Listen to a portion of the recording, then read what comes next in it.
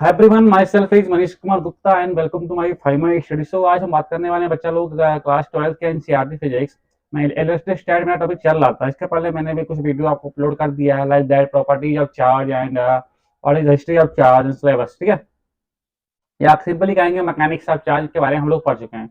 अब उसी mechanics of charge के टॉपिक्स में हम लोग आज इंपॉर्टेंट टॉपिक पढ़ने वाले हैं, मैथड्स ऑफ चार्जिंग। क्या बेटा, मैथड्स ऑफ चार्जिंग के बारे में हम लोग आज बेसिकली बात करेंगे। और इसमें हम लोग महत्वपूर्ण ये टॉपिक हमारे लिए इसलिए इंपॉर्टेंट बन जाता है बेटा, क्योंकि ये टॉपिक इसलिए इंपॉर्टेंट है क्योंकि इससे आपके कूलॉम्स लॉ के अंदर क्वेश्चन बनते हैं जो कि बहुत ही इंपॉर्टेंट है for the NEET preparation and the JEE preparation. ठीक है, तो अभी लेट ना करते हुए हम लोग वीडियो को स्टार्ट करते हैं। तो सबसे फर्स्टली बात आती है बेटा, चार्जिंग होता क्या है। That means what the meaning of charging.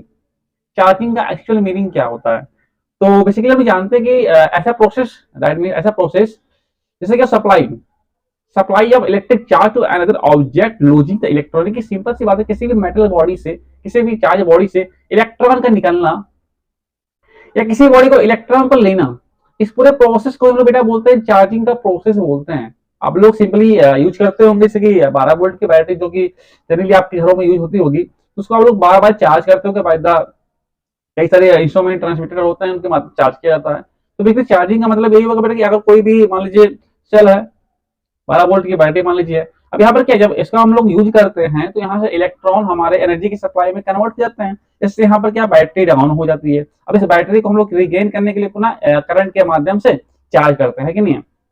That mean simple से बस कहने का मेरा मेन मोटिव यही है बेटा कि आपको चार्जिंग का मतलब इतना समझना है कि किसी भी चार्ज बॉडी से इलेक्ट्रॉन का लूज होना या गेन करना, that means supply of electric charge, उसी को हम लोग चार्जिंग का नाम देते हैं, इसी को हम चार्जिंग बोलेंगे।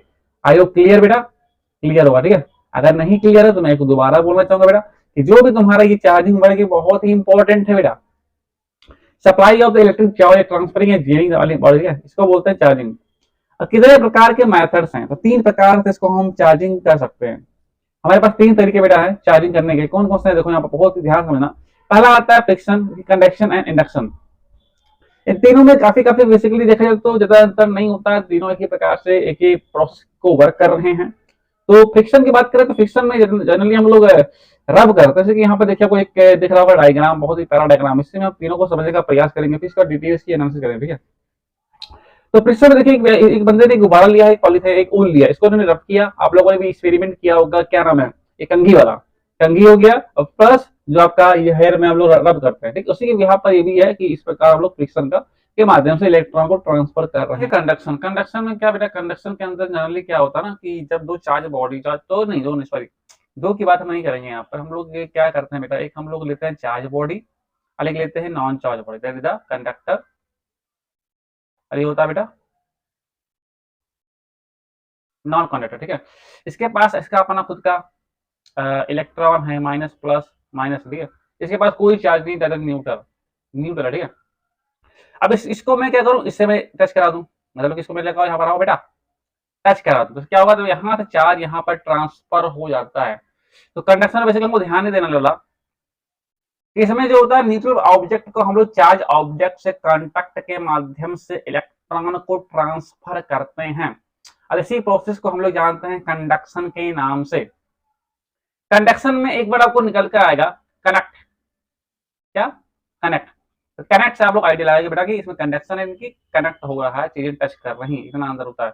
अब बात करें इंडक्शन, तो इंडक्शन का मतलब बेटा बेसिकली है नो कॉन्टेक्ट, नो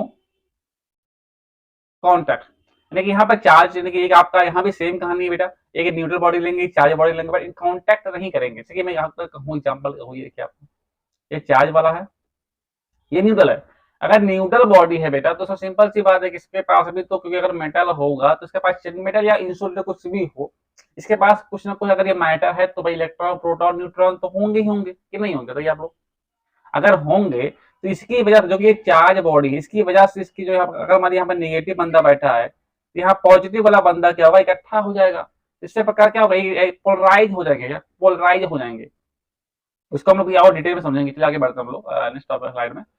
अब देखिए यहाँ फ्रिक्शन के बारे में बताया, इसलिए आपका ऊल है, अली आपका क्या है, ये आपका ऊल है, ये आपका क्या है, पॉलीथीन है। अब ओनली और ऊल और पॉलीथीन, अब देखिए ऊल एंड पॉलीथीन आर ईच क्या अनचार्ज, दोनों क्या इस समय न्यूट्रल है, अनचार्ज है। बट जब इनको हम लोगों ने रब कर दिया इनको हमने क्या किया, रब कर दिया। तो देखिए ओल is अनचार्ज because it has equal amount of positive and negative charge. देखिए ये अनचार्ज तो है बेटा ओल, क्यों है, क्योंकि इसके पास equal amount of negative and positive दोनों चार्ज हैं। पर जिसको हम रब कर देते हैं तो यहाँ से कुछ चार्ज यहाँ पर ट्रांसफर हो गए। क्या बोला, यहाँ से ओल से कुछ चार्ज इस पॉलिथीन के ऊपर ट्रांसफर हो गए, और इसी ट्रांसफर को हम लोग जानते हैं चार्जिंग के नाम से। आई यू क्लियर? सिंपल था यार, सिंपल समझना नहीं है। कंडक्शन की बात करें तो कंडक्शन में भी मेन मुद्दा है। अब देखिए यहाँ पर हमने एक चार्ज बॉडी लिया, क्या लिया, चार्ज बॉडी लिया है, हमने एक इंसुलेटर कहा सकते हैं, एक नॉन चार्ज बॉडी लिया। अब इसको मैं इसके पास ले जा रहा हूँ। पहले डायग्राम के अंदर क्या बॉडी अब ले रहे हैं इसके बारे में बताया गया। सेकंड डायग्राम में क्या है बेटा, ये न्यूट्रल बॉडी को चार्ज बॉडी से टच कराया गया। थर्ड डायग्राम में क्या बेटा, जब चार्ज बॉडी को टच करा दिया गया तो दोनों को देखो चार्ज ट्रांसफर हो गया, यहाँ भी निगेटिव है यहाँ भी निगेटिव है। इसमें यह होता है ना कंडक्शन में दोनों जो भी होते सेम सेम चार्ज जनरेट होते हैं, यानी कि अगर निगेटिव वाला बंदा मैं लिया हूं तो अगले बॉडी पर निगेटिव ही ट्रांसफर होगा, अगर मैंने पॉजिटिव लिया है तो पॉजिटिव ही ट्रांसफर होगा। इसी को हम लोग कंडक्शन बोलते हैं। अब कंडक्शन हमारे लिए इंपॉर्टेंट क्यों हो जाता है, इसके बारे में हम लोग बात करेंगे। यहाँ पर देखो सब इंपॉर्टेंट प्रॉपर्टी, जैसे भी आपको बताया कि both are same type of charge. हम लोग कंडक्शन में कोई भी चार्जिंग मैटर क्रिएट करते हैं तो दोनों की जो बॉडी जो आपका न्यूट्रल था जो कि अनचार्ज था, जब वो चार्ज हो जाता है तो उसके पास भी सेम चार्ज होता है जो चार्ज मैंने लिया था, जिसके द्वारा मैंने चार्जिंग को कंप्लीट किया है। ओके, इसमें चीज ये भी ध्यान देना बेटा कि जो टोटल चार्ज होता है रिमेन्स कांस्टेंट होता है। कांस्टेंट का मतलब ये हुआ कि जब दोनों का तुम सम करोगे ना तब ये कांस्टेंट हो जाएगा। कांस्टेंट मतलब कि अगर मैं इसको थोड़ा समझने का प्रयास करूं, जस्ट लाइक मैंने चार्ज ले लिया, मैंने आपका एक चार्ज बॉडी है और ये आपका अनचार्ज बॉडी है, ठीक है। इसको मैंने इसके कॉन्टेक्ट में लाया, अगर यहाँ से मान लीजिए +10 कूलम का चार्ज निकलता है तो इसके बाद -10 कूलम का चार्ज जनरेट हो जाएगा, ठीक है।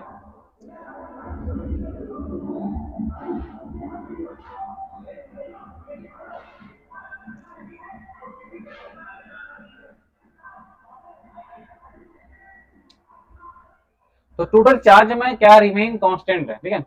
इसके बाद नेक्स्ट आता है क्वेश्चन कि अगर मान लो चार्ज अगर डिस्ट्रीब्यूट हो रहा है तो इस चार्ज की कितने चार्ज डिस्ट्रीब्यूट हो रहा है, इसको हम कैसे कैलकुलेट करेंगे। तो इसके कैलकुलेशन के लिए देखिए हम बहुत ही प्यारा कॉन्सेप्ट है और इसका बहुत ही अच्छा एग्जांपल आपको कूलॉम्स लॉ में पढ़ने को मिलेगा, ठीक है। क्या लिखा है, when two spheres are brought in contact, जब हम दो स्पेयर्स को साथ में लेते हैं कांटेक्ट कराते हैं, चार्ज आर डिस्ट्रीब्यूटेड ओवर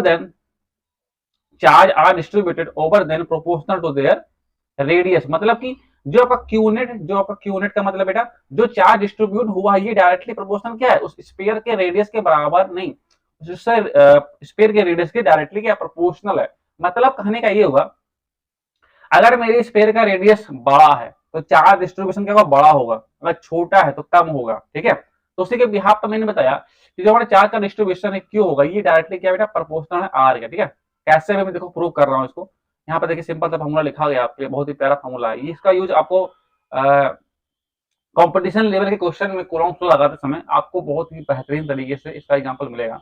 अब मैं भी खुद क्वेश्चन कराऊंगा जब कूलॉम्स लॉ पढ़ाऊंगा, ठीक है। उसके लिए आप डोंट वरी, चिंता मत करिए। देखो इसमें लिखा कि when two spheres of radius r1 and r2 having charge q1 q2, q1 निकाले फॉर्मूला क्या था q1 + q2 / r1 + r2। ये आपका बहुत ही बेहतरीन फार्मूला है, इसको बहुत ही ध्यान दीजिएगा, ये इसको 5 स्टार दे दो क्योंकि इसमें क्वेश्चन यार बहुत पूछे गए हैं कंपटीशन के अंदर।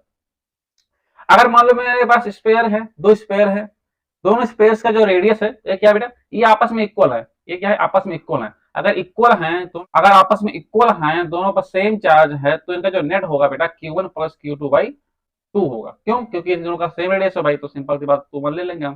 पर अगर मान लो कि हमने कहा नहीं, अगर हमको सेपरेटली निकालना है, अलग अलग निकालना है कि q1 कितना हुआ q2 कितना हुआ, इसके लिए हम लोग ये फॉर्मूला लगाएंगे कि q1 = q1 + q2/r1 +, क्योंकि अगर मान लो इन द केस हो सकता है ना कि दोनों का रेडियस अलग अलग हो, एक भैया छोटा वाला कोई बड़ा वाला हो, है कि नहीं, इसका रेडियस r1 हो इसका रेडियस r2 हो, तो इस केस में हमें निकालना पड़ेगा यहाँ से कितना q1 गया यहाँ से कितना q2 गया। तो इस सबको निकालने के लिए फॉर्मूला यूज कर लेंगे, ये फॉर्मूला बहुत ही इंपॉर्टेंट है, इसको आप बहुत ही बेसिकली ध्यान देंगे। अभी क्वेश्चन कराएंगे समझा आगे, सॉरी आगे बढ़ते हम लोग। अब आगे क्या आता है इंडक्शन। इंडक्शन को मैंने पहले भी आपको समझा दिया है बहुत ही अच्छे तरीके से, एक बार फिर बताना चाहूंगा मैं। इंडक्शन में जनरली होता क्या बेटा, देखो पहला डायग्राम में देखा जाए, अगर मैं उसको जूम करूं तो अच्छा लगेगा आपको और देखने में। देखिए इंडक्शन में पहले मैंने क्या लिया, दो मेटल्स स्पेयर लिए, ठीक है, जो कि इंसुलेटेड फॉर्म में अभी कोई उनका चार्ज और डिस्ट्रीब्यूट नहीं हुआ है। अब फिर मैं एक चार्ज लेकर आ रहा हूँ, इनके पास लाया, तो देखिए एक साइड में नेगेटिव नेगेटिव, एक साइड में पॉजिटिव पॉजिटिव क्रिएट हो गया। क्यों क्रिएट हुआ? क्योंकि यहाँ पर मैंने एक पॉजिटिव चार्ज लेकर आया हूँ, एक मैंने चार्ज पार्टिकल, चूंकि पॉजिटिवली चार्ज मैं इसको इसके स्फीयर के पास जब लाया मैं, तब इस स्फीयर के पास क्या हुआ, पोलराइज हो गया। एक साइड में नेगेटिव, जिस साइड में चार्ज को रखा, इस साइड में पॉजिटिव। सेम कहानी जब मैंने यहाँ किया तो हमको जब आप देखिए, मैंने इसको पोलराइज कर दिया इस चार्ज की इफेक्ट की वजह से, इसकी इफेक्ट की वजह से, तो देखिए दोनों में क्या, इन दोनों पेयर्स को अलग अलग कर दिया। तो एक पर मेरे को निगेटिव वाला मिल गया, एक को मेरे पॉजिटिव वाला मिल गया। तो इस प्रकार क्या करते हैं हम लोग, डाइपोल बनाते हैं। जब हम यूज करेंगे इलेक्ट्रोमैग्नेटिक इंडक्शन में हम लोग पढ़ेंगे, तो वहां इस इंडक्शन का बहुत ही इंपॉर्टेंट रोल अदा होगा। अभी आपके लिए इतना इंपॉर्टेंट है कि इतना जानने की इंडक्शन और कंडक्शन में कैसे चार्ज डिस्ट्रीब्यूट करते हैं और इनमें अंतर क्या होता है। तो ये आपका पूरा बेसिकली अंतर, इसको आप लोग ध्यान से पढ़िएगा और उसको लिख लीजिएगा।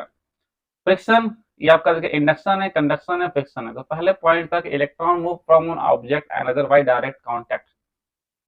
तो इंडक्शन में क्या होता है भाई, कोई कांटेक्ट है, डायरेक्ट कांटेक्ट है। यहाँ पर क्या भैया, बिकम कांटेक्ट। इसको आप लोग अच्छे से पढ़ लीजिए, जो मैंने आपको बोला है वही यहाँ पर इंग्लिश में लिखा होगा, सिंपल सी बात है, ठीक है।